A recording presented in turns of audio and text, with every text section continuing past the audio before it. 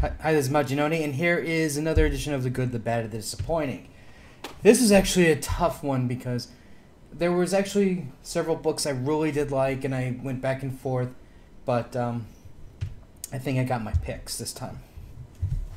First up is The Good, and that is Miles Morales' Ultimate Spider-Man. Now, actually, this was actually neck and neck with the Justice League issue, because I really was liking that one too, but what I really liked about the Ultimate Spider-Man is how they handled the J. Jonah Jameson shooting Norman Osborn.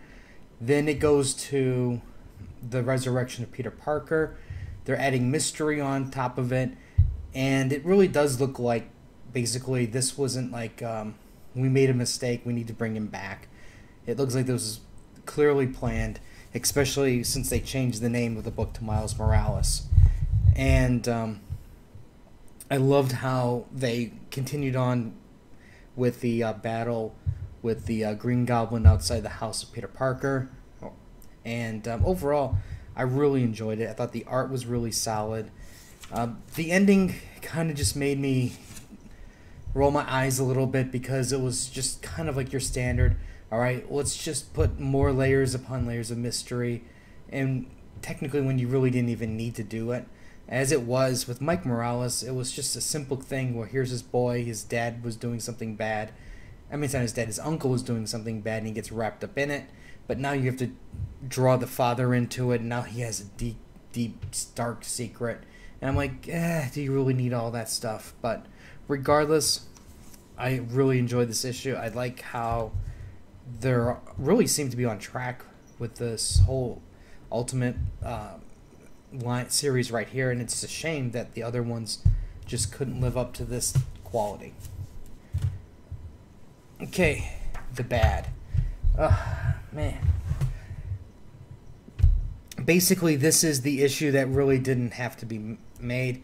They pretty much put this out just so this way they can rip off, their fans who buy anything that says Marvel on it.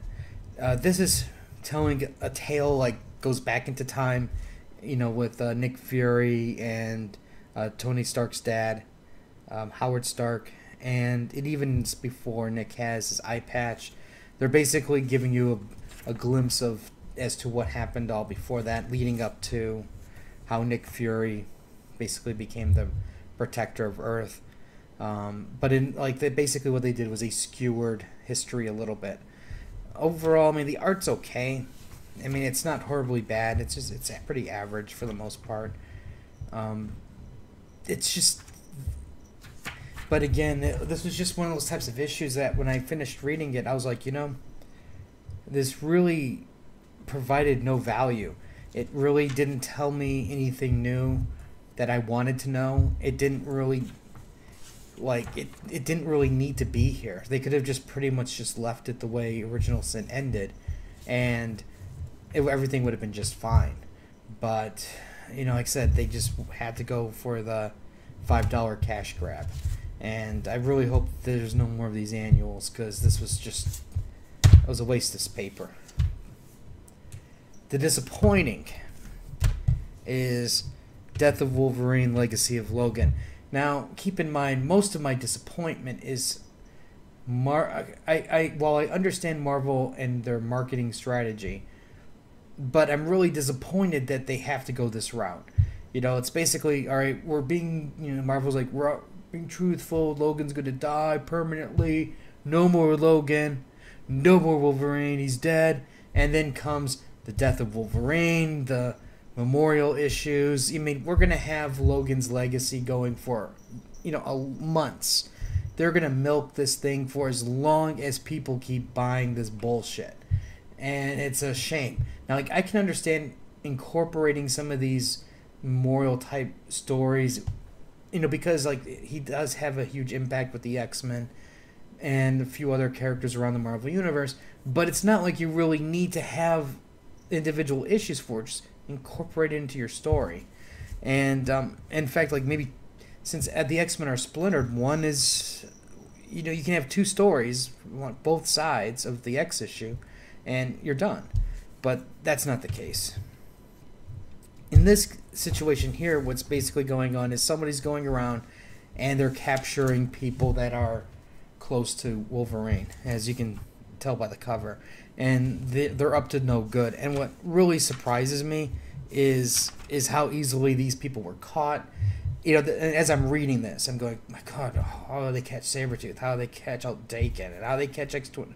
And think, okay, yeah, she's kind of like a Nerf Wolverine, so I get that. And then I see Charles Xavier, and I'm like, what are you talking? I'm like, how do these people not know this is not Charles Xavier? You know, all these people have heightened senses. They should have known who this person is right from the beginning.